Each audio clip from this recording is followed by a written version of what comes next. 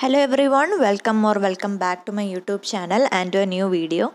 Today we are going to look at the poem Background Casually by Nissim Ezekiel, which comes under PGS3 elective paper Indian Writing in English.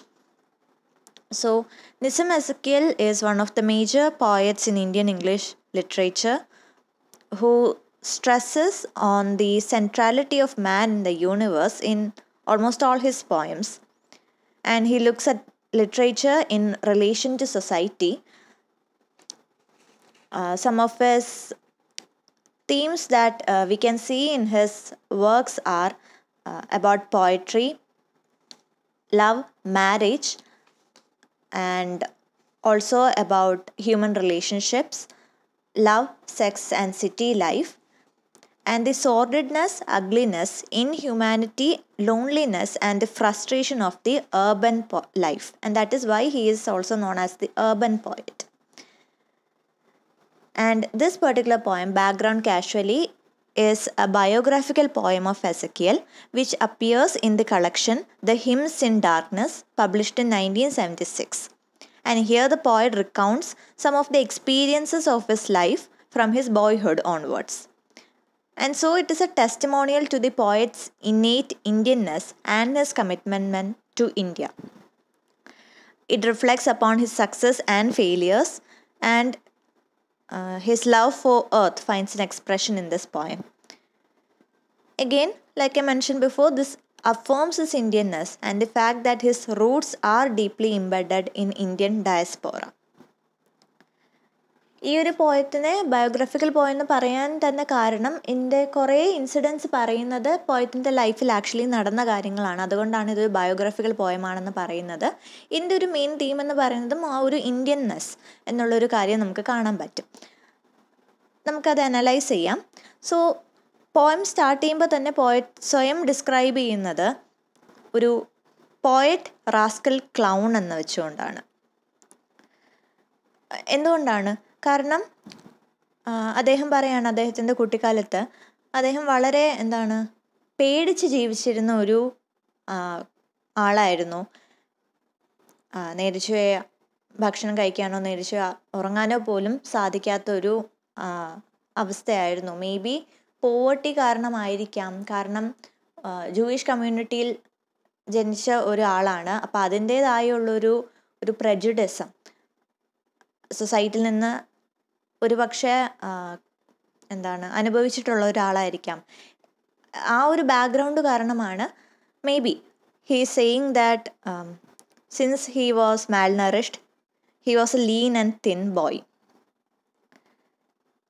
അപ്പോൾ അതുകൊണ്ട് തന്നെ സാധാരണ healthy ആയിട്ടുള്ള കുട്ടികളെ പോലെ തന്നെ പുറത്ത് പോയി കളിക്കാനോ അല്ലെങ്കിൽ പട്ടം പറത്താനോ അല്ലെങ്കിൽ മറ്റേ ടോപ്പ് സ്പിൻ ചെയ്യാനോ അങ്ങനെയൊന്നും സാധിച്ചിരുന്നില്ല. കൂടുതലും കളിപ്പാട്ടങ്ങൾ പോലും മറ്റുള്ള കുട്ടികളിൽ നിന്ന് കടമെടുത്താണ് കളിച്ചിരുന്നത്. അപ്പോൾ അതിൽ നിന്ന് നമുക്ക് മനസ്സിലാക്കാം ആ ഒരു ഫിനാൻഷ്യൽ സ്റ്റേറ്റ് നമ്മൾ ആദ്യം കണ്ടതുപോലെ തന്നെ ഒരു പക്ഷെ ഒരു ഫിനാൻഷ്യൽ സ്റ്റേറ്റ് അത്രയും നല്ലൊരു അവസ്ഥയിലല്ലാത്തത് കൊണ്ടായിരിക്കാം ഇങ്ങനൊരു കാര്യം ചെയ്യേണ്ടി വന്നത്.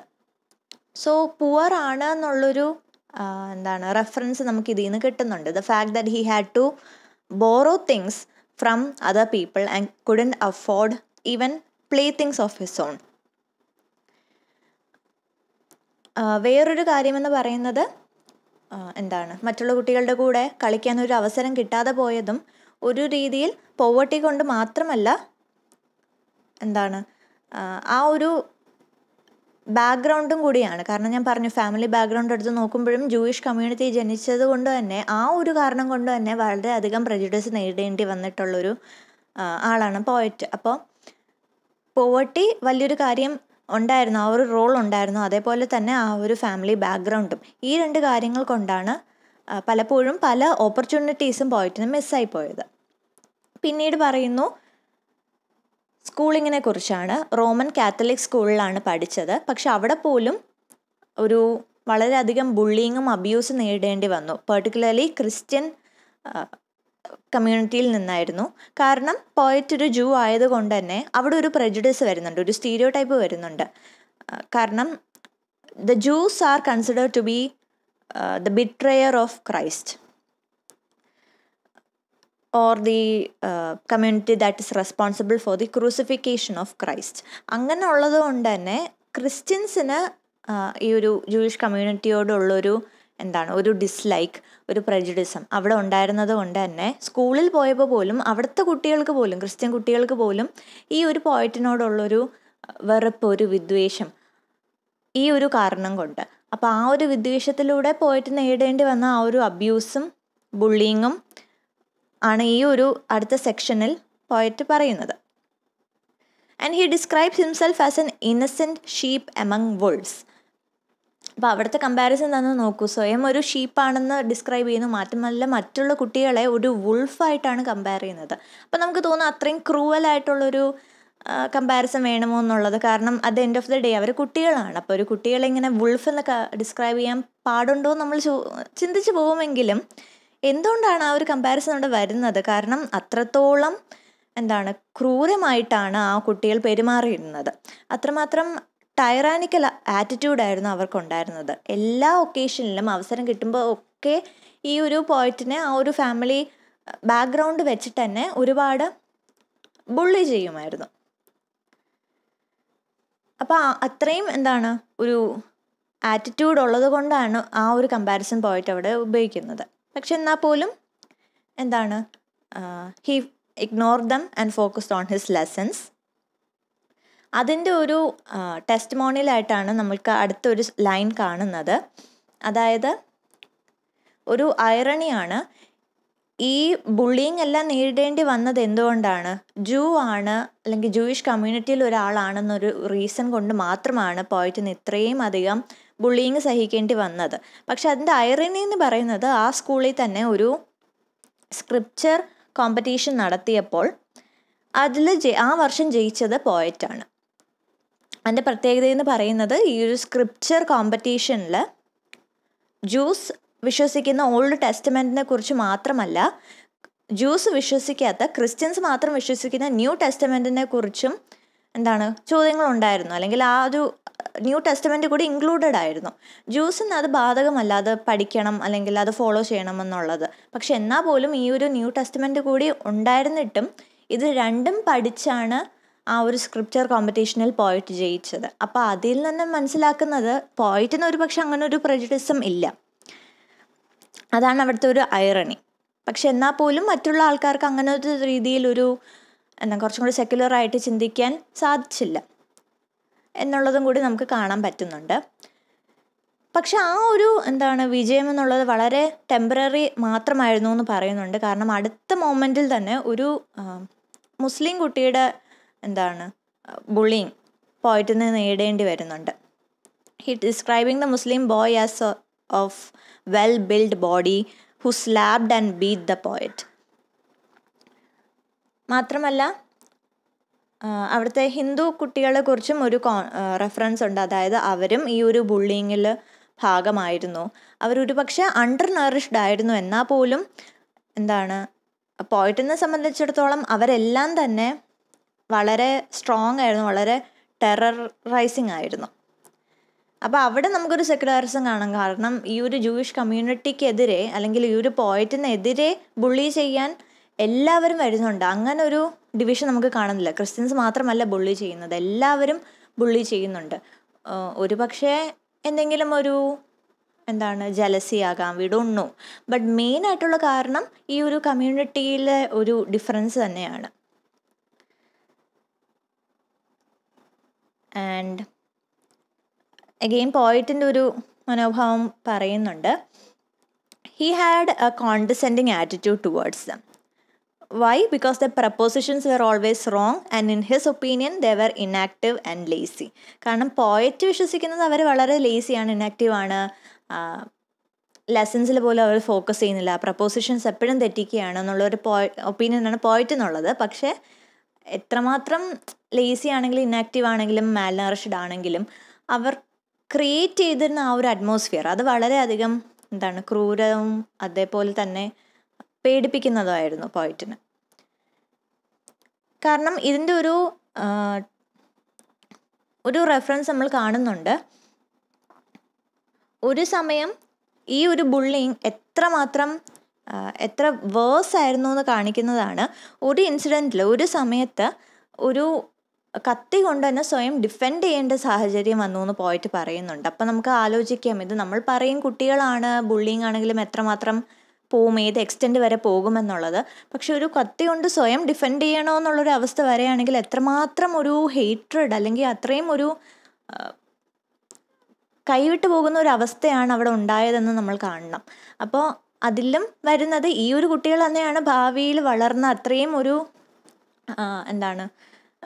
പിന്നെയും അങ്ങോട്ട് ജീവിക്കുമ്പോൾ പോലും ഈ ഒരു വിദ്വേഷം, ഈ ഒരു പക, കുട്ടിക്കാലത്ത് തൊട്ടേ ഉള്ള ഒരു പ്രജുഡിസം, സ്റ്റീരിയോ ടൈപ്പ്, ഇതെല്ലാം അവരുടെ മനസ്സിലുള്ളിൽ തന്നെ കാണുകയും ചെയ്യും. അപ്പം അത് തന്നെയാണ് പിന്നീട് അങ്ങോട്ട് വന്നിട്ട് ഓരോ ലഹളയും അതുപോലെ തന്നെ കമ്മ്യൂണൽ ഫൈറ്റ്സ് വരുമ്പോഴും ചേരിതിരിഞ്ഞ് ഏറ്റുമുട്ടാനുള്ള കാരണം ഈ ഒരു സ്റ്റീരിയോ ടൈപ്പ് ഒരുപക്ഷെ കുട്ടിക്കാലം തൊട്ട് തന്നെ ഇവരുടെ ഉള്ളിൽ ഇങ്ങനെ ഒരുപക്ഷെ പഠിപ്പിച്ചു കൊടുക്കുന്നതാകാം, അല്ലെങ്കിൽ കേട്ട് വളരുന്നതാകാം. പക്ഷേ ഈ ഒരു സ്റ്റീരിയോ ടൈപ്പിംഗ് കുട്ടിക്കാലം തൊട്ടേ ഒരു ഇംബൈബ്ഡ് ആണ്. ആ ഒരു കാരണം കൂടി നമ്മൾ പറയുന്നുണ്ട്. പിന്നീട് പോയറ്റ് ബാക്ക്ഗ്രൗണ്ടിനെ കുറിച്ചാണ് പറയുന്നത്. കാരണം maybe since he is a Jewish community, everyone expected him to be a rabbi saint. പക്ഷേ എത്ര ശ്രമിച്ചിട്ട് പോലും പോയറ്റിന് ആ ഒരു റാബൈ സെയിൻറ്റ് പോലത്തുള്ള നോബിൾ പ്രൊഫഷൻ അഡോപ്റ്റ് ചെയ്യാൻ പറ്റുമെന്ന് തോന്നിയില്ല. കാരണം ഒരുപാട് ഹിന്ദു യോഗീസിൻ്റെ അതുപോലെ ജൂയിഷ് പ്രീസ്റ്റിനെയൊക്കെ അവരുടെ സ്പീച്ചസൊക്കെ കേട്ടെങ്കിലും പക്ഷേ പോയറ്റിന് മനസ്സിലായി ഒരു റാബൈ സെയിൻറ്റ് ആവാനുള്ള അത്രയും ഉള്ളൊരു കേപ്പബിലിറ്റി തൻ്റെ ഉള്ളിലില്ല എന്ന് പോയറ്റിന് മനസ്സിലായി. കാരണം ആ ഒരു പ്രൊഫഷൻ, ആ ഒരു പ്രീസ്റ്റ് ആവാൻ വേണ്ട ഒരു ഡെഡിക്കേഷൻ, ഒരു റിലീജിയസ് ഫെർവർ പോയറ്റിനുള്ളിലില്ല എന്ന് ഒരു റിയലൈസേഷൻ പോയറ്റിനുണ്ടായി. അങ്ങനെ 22 വയസ്സായപ്പോഴേക്കും ഒരു ഫാമിലി ഫ്രണ്ടിൻ്റെ സഹായത്തോടുകൂടി വിദേശത്ത് ഇംഗ്ലണ്ടിൽ പോവുകയാണ് ഉപരിപഠനത്തിന് വേണ്ടി. അപ്പോഴും ഫിനാൻഷ്യൽ സ്റ്റാറ്റസ് അങ്ങനെയാണ്. കാരണം ഫാമിലി ഫ്രണ്ടിൻ്റെ സഹായത്തോടു കൂടിയാണ് ആ ഒരു പൈസ അറേഞ്ച് ചെയ്യുന്നതും അങ്ങോട്ട് പോകാൻ സാധിക്കുന്നതും. ഫിനാൻഷ്യൽ സ്റ്റേറ്റിലൊരു വ്യത്യാസം നമ്മൾ കാണുന്നില്ല. And then he tells us of his days spent in England in words that have become famous, that are often quoted. അതാണ് ഈ ഒരു lines. Philosophy, poverty and poetry, 3 companions share my basement room. കാരണം അവിടെ പറയുന്നത് 3 കൂട്ടുകാരെ ഉണ്ടായിരുന്നുള്ളൂ, philosophy, poverty and poetry. അതിൽ ഉദ്ദേശിക്കുന്നത് തന്നെ വേറൊരു ഹ്യൂമൻ റിലേഷൻഷിപ്സ് പോയറ്റിന് ഉണ്ടാക്കാൻ സാധിച്ചില്ല. മാത്രമല്ല ഫൈനാൻഷ്യൽ സ്റ്റേറ്റിന് ഒരു മാറ്റവും വന്നില്ല. ഉപരിപഠനത്തിന് വേണ്ടി ചൂസ് ചെയ്തത് ലിറ്ററേച്ചർ ആയതുകൊണ്ട് തന്നെ പോയട്രിയോടൊരു ഇഷ്ടം ഉണ്ടായിരുന്നു. അപ്പോൾ ഈ ഒരു കാര്യങ്ങളൊക്കെ, ഫിലോസഫിയും ഇഷ്ടമായിരുന്നു. ഈ ഒരു കാര്യങ്ങളൊക്കെയാണ് പോയറ്റിന് കൂട്ടുകാരായിട്ടുണ്ടായിരുന്നത്. അപ്പോൾ അതിൽ നിന്ന് നമുക്ക് മനസ്സിലാക്കാം, ഇംഗ്ലണ്ടിൽ പോയതിന് ശേഷം പോലും അവിടുത്തെ അവിടെ ചിലവഴിച്ച വർഷങ്ങൾ പോലും വളരെ ഡിഫിക്കൽട്ടായിരുന്നു എന്ന് മാത്രമല്ല ചെയർലെസ് ആയിരുന്നു. ഒരു സന്തോഷമോ ഒരു സംതൃപ്തിയോ പോയറ്റിന് അവിടെ കാണാൻ സാധിച്ചില്ല. ഒറ്റയ്ക്കായിരുന്നു. അതുപോലെ ആക്റ്റീവ് ലൈഫിലൊന്നും പാർട്ടിസിപ്പേറ്റ് ചെയ്തിട്ടില്ല. പിന്നീട് മനസ്സിലായി അവിടെ നിന്നുകൊണ്ട് പഠിക്കുന്നത് ഇനി ഒരു നല്ലൊരു കാര്യമല്ല, ഒരു ഫെയിലിയർ ആണ് അവിടെ നിന്ന് പഠിച്ചുകൊണ്ടിരിക്കുന്നതെന്ന് മനസ്സിലായപ്പോൾ തിരിച്ച് ഇന്ത്യയിലേക്ക് വരാമെന്ന് തീരുമാനിക്കുന്നു. പക്ഷെ അവിടെ പോലും ഞാൻ പറഞ്ഞു ഫിനാൻഷ്യൽ റിസോഴ്സസ് ഇല്ല. അപ്പോൾ തിരിച്ച് ഇന്ത്യയിലേക്ക് വരാൻ തീരുമാനിച്ചെങ്കിൽ പോലും തിരിച്ച് വരാനുള്ള ആ ഒരു യാത്രാ നിരക്ക് കയ്യിലില്ല. അപ്പോൾ അതിനു വേണ്ടിയാണ് ഒരു കാർഗോ ഷിപ്പിൽ പോയിട്ട് വർക്ക് ചെയ്യുന്നതായിട്ട് പറയുന്നത്. അവിടെ ഫ്രഞ്ച് ഗൺസും മോർട്ടാർസും എല്ലാം അങ്ങോട്ടും ഇങ്ങോട്ടും മാറ്റുന്ന ഒരു മീനിയൽ സെർവൻ്റ് ആയിട്ടാണ് അദ്ദേഹം വർക്ക് ചെയ്തിരുന്നത്. അങ്ങനെ ആ ഒരു കപ്പലിൽ തന്നെ പല ജോലികളും ചെയ്ത് അതിനുള്ള തിരിച്ച് ഇന്ത്യയിലേക്ക് വരാനുള്ള പൈസ നേടി. പക്ഷെ പോയിട്ട് പറയുന്ന ഒരു കാര്യം അത്രയും അഗെയിൻ നമുക്കൊരു സ്റ്റീരിയോ ടൈപ്പ് ഉണ്ട്. ഇങ്ങനത്തെ ഒരു ഷിപ്പിൽ വർക്ക് ചെയ്യുന്നു, അല്ലെങ്കിൽ scrubbing the floor, carrying things around, ഇങ്ങനത്തെ കാര്യങ്ങളൊക്കെ പറയുമ്പോഴേക്കും നമുക്ക് തോന്നും അത് വളരെ മീനിയലായിട്ടൊരു ജോബാണ്, ഒട്ടും വാല്യൂ ഇല്ലാത്തൊരു ജോബാണ് എന്നുള്ളൊരു രീതി. കാരണം നമുക്ക് വൈറ്റ് കോളർ ജോബിനോടുള്ളൊരു ഇഷ്ടം, അതിനോടുള്ളൊരു പ്രിഫറൻസ്, അതും ഒരു സ്റ്റീരിയോ ടൈപ്പ് തന്നെയാണ്. ഇങ്ങനത്തെ മീനിയൽ ജോബ്സിനോട് അന്നൊരു വാല്യൂം ഇല്ല എന്നുള്ള രീതിയിലുള്ളൊരു ചിന്താഗതി അതും പറയുന്നുണ്ട്. പക്ഷേ പോയറ്റ് പറയുന്നത് എത്ര മീനിയൽ ആണെങ്കിലും പോയറ്റ് വളരെയധികം സന്തോഷിച്ചിരുന്ന അല്ലെങ്കിൽ സംതൃപ്തിയോടെ ചെയ്തിരുന്ന ഒരു കാര്യമായിരുന്നു ഈ ഒരു ജോലി എന്ന് പറയുന്നത്. അങ്ങനെ ഇന്ത്യയിലേക്ക് തിരിച്ചു വരാൻ സാധിക്കുന്നു. പക്ഷേ ഇന്ത്യയിലേക്ക് തിരിച്ചു വന്നപ്പോൾ പോലും താനൊരു പരാജയമാണ് എന്നുള്ളൊരു തോന്നലാണ് പോയറ്റിനുണ്ടായത്. കാരണം ആകെ പഠിച്ചത് ഫിലോസഫിയും പോയട്രിയാണ്. പക്ഷേ യഥാർത്ഥ ജീവിതത്തിലേക്ക് വന്നപ്പോൾ പോലും അത് പോയറ്റിനൊരു ഉപയോഗമായിട്ട് തോന്നിയില്ല, അല്ലെങ്കിൽ അതുകൊണ്ട് ജീവിക്കാൻ സാധിക്കുമെന്ന് പോയറ്റിന് തോന്നിയില്ല. ആ ഒരു കാര്യം, ആ ഒരു അഡ്ജസ്റ്റ്മെൻറ്റ് നമ്മൾ കാണുന്നുണ്ട്. He had studied a little philosophy, but it was no use to him in real life. It only added to his bewilderment and perplexity. He had the immense task of adjusting himself to his circumstances and to make the best of the situation he had landed himself. പിന്നീട് നമ്മൾ കാണുന്നത് കല്യാണം കഴിക്കുന്നു, അതുപോലെ തന്നെ ഒരുപാടധികം ജോലികൾ മാറുന്നു, ജോബ്സ് ചേഞ്ച് ചെയ്യുന്നു, പ്രൊഫഷൻ ചേഞ്ച് ചെയ്യുന്നു. എന്നാൽ പോലും ആ ഒരു ഒരു ഐഡൻറ്റിറ്റി പോയറ്റിന് കിട്ടുന്നില്ല. പിന്നീട് നമ്മൾ പോയറ്റിൻ്റെ പാസ്റ്റിലേക്ക് വരെയാണ്. ആൻസിസ്റ്റേഴ്സിനെ കുറിച്ച് സംസാരിക്കുന്ന ഒരു റെഫറൻസ് ഉണ്ട്. പോയറ്റ് പറയുന്നത്, പോയറ്റിൻ്റെ ആൻസിസ്റ്റേഴ്സ് എന്ന് പറയുന്നത് ഓയിൽ പ്രസ്സേഴ്സ് ആണ്. അതായത് അവർ എണ്ണ ഇങ്ങനെ എടുക്കുന്ന ആ ഒരു ഒരു there is this hooded bullocks that make ground on a wooden I think a presser, oil presser, and then they crush the seed and extract the oil. അങ്ങനെ ഒരു ഓയിൽ പ്രസ്സിങ് ഒരു മെഷീൻ ഉണ്ട്. അത് പണ്ടത്തെ കാലത്ത് ബുള്ളക്സ് വെച്ചിട്ടാണ് അത് തിരിച്ചുകൊണ്ടിരുന്നത്. ഇപ്പോൾ ഓബ്വിയസ്ലി അത് മെഷീൻസ് ഉണ്ട്, പല ടെക്നോളജിക്കൽ ഡിവൈസസ് ഉണ്ട്. പക്ഷെ പണ്ടൊക്കെ ബുള്ളക്സ് വെച്ചിട്ടായിരുന്നു ആ ഒരു ഓയിൽ പ്രസ്സർ വർക്ക് ചെയ്തിരുന്നത്.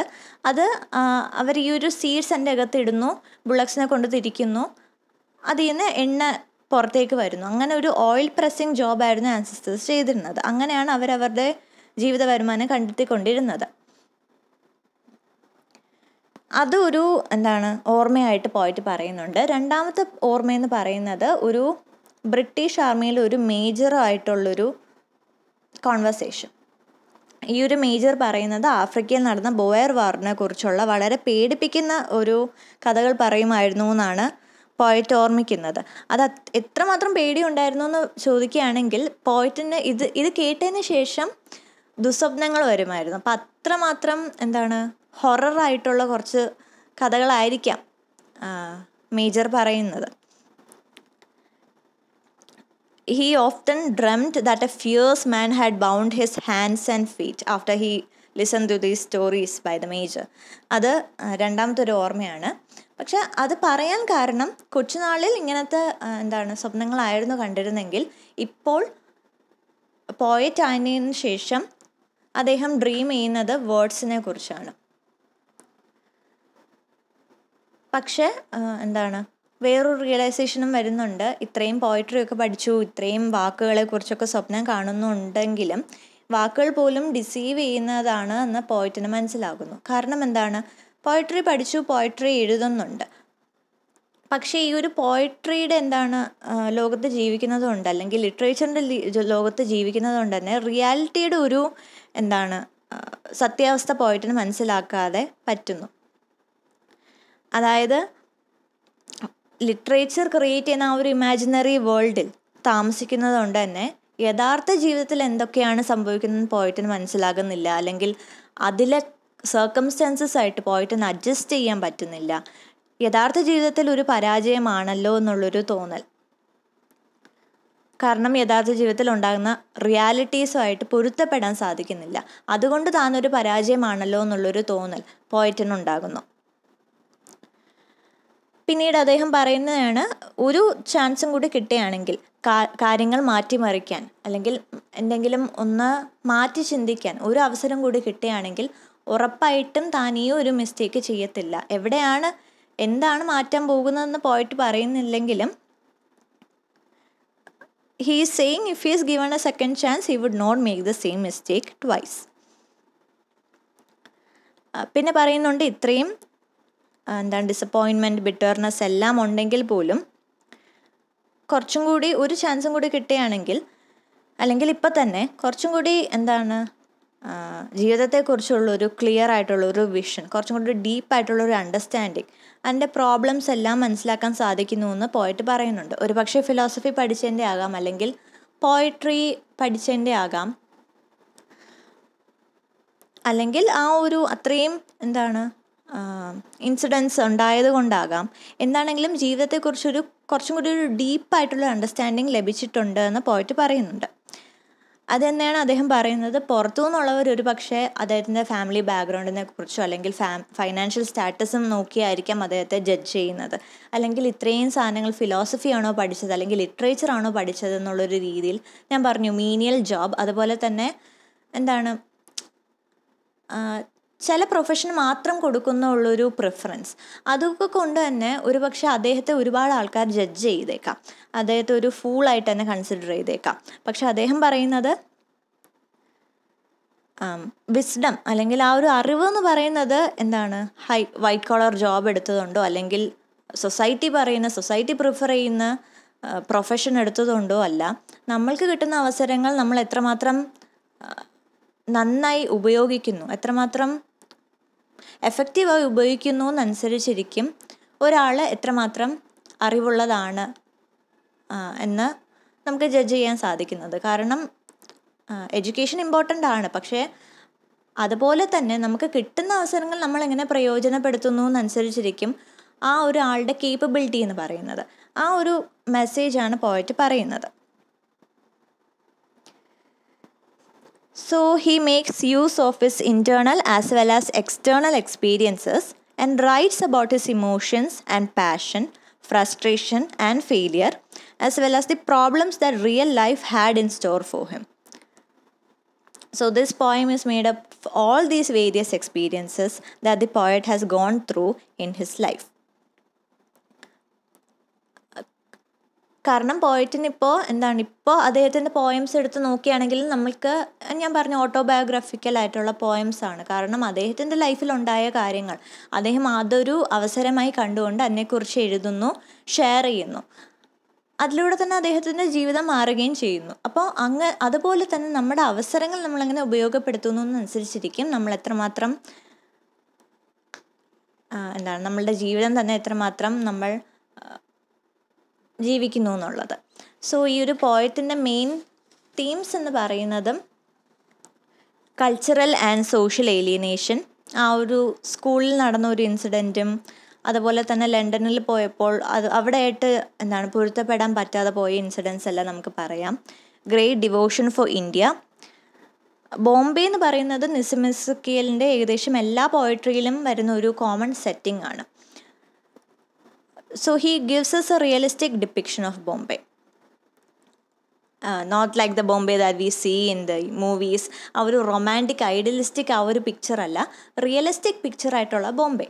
അത് അദ്ദേഹത്തിൻ്റെ എല്ലാ പോയറ്റിലും നമുക്ക് കാണാൻ സാധിക്കുന്നുണ്ട്. ഒരു ഇന്ത്യൻനെസ്, ഞാൻ പറഞ്ഞതുപോലെ ഒരു ഇന്ത്യൻനെസ് നമുക്ക് കാണാൻ സാധിക്കുന്നുണ്ട്. ഓട്ടോബയോഗ്രഫിക്കൽ എലമെൻറ്റ്സ് ഓബ്വിയസ്ലി സ്റ്റാർട്ടിങ് തൊട്ട് എൻഡിങ് വരെ തന്നെ അദ്ദേഹത്തിൻ്റെ ലൈഫിലുണ്ടായ ഇൻസിഡൻസിനെ കുറിച്ചാണ് അദ്ദേഹം പറയുന്നത്, അദ്ദേഹത്തിൻ്റെ ഫീലിങ്സും ആണ് അദ്ദേഹം പറയുന്നത്. So this is highly autobiographical. അതുപോലെ തന്നെ ഇതിൽ വരുന്ന ഒരു മെയിൻ തീമാണ് alienation and search for identity. അതും നമ്മൾ കണ്ടു. സ്കൂളിലാണെങ്കിലും he felt alone because he was bullied. അതുപോലെ തന്നെ വിദേശത്ത് പോയപ്പോൾ പോലും അവിടെ ഒട്ടും പൊരുത്തപ്പെടാൻ പറ്റിയില്ല, ഏലിയനേഷൻ അവിടെ നടക്കുന്നുണ്ട്. അതുപോലെ തിരിച്ച് വന്നപ്പോൾ പോലും ഒരു ഐഡൻറ്റിറ്റി സ്വന്തമായിട്ട് ക്രിയേറ്റ് ചെയ്യാൻ അദ്ദേഹത്തിന് സാധിക്കാതെ പോകുന്നു, ഒരു ഫെയിലിയർ ആണ് എന്ന് ഉണ്ടാകുന്നു. അത് ഒരുപാട് പ്രാവശ്യം നമ്മൾ ഡിസ്കസ് ചെയ്തതാണ്. So alienation and search for identity ആണ് ഇതിൽ വരുന്ന ഏറ്റവും മെയിനായിട്ടുള്ളൊരു theme. And That's the analysis of background casually. So do like the video and share your opinion as well. And I'll see you in the next video. Thank you.